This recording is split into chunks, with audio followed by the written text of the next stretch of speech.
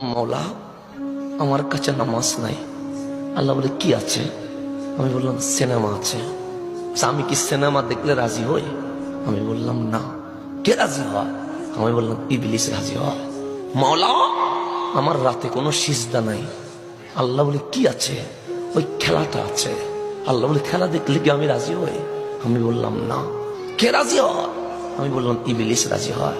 মৌলা, আমার কাছে কোরআন তেলাওয়াত নাই। আল্লাহ বলে কি আছে? অশ্লীল ভিডিও দেখেছি, এগুলো আছে।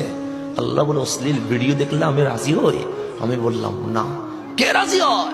আমি বললাম ইবলিস রাজি হয়। আমি ডাক দিয়ে বললাম মৌলা, আমার কাছে জেনা, বেবিচার, ইফটিজিং, মাদক আছে। আল্লাহ বলে এগুলো করলে কি আমি রাজি হই? আমি বললাম না। রাজি হয় কে?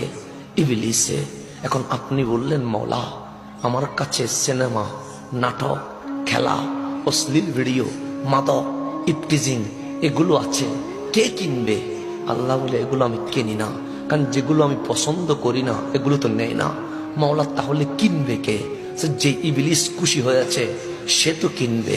আমি বললাম সে যদি কিনে আমারে কি দিতে পারে? আল্লাহ বলে সে তো টাকা দিতে পারবে না, ডলার দিতে পারবে না, স্বর্ণ দিতে পারবে না। আল্লাহ জান্নাত দিতে পারবে, তাও দিতে পারবে না। সে কি দিতে পারে?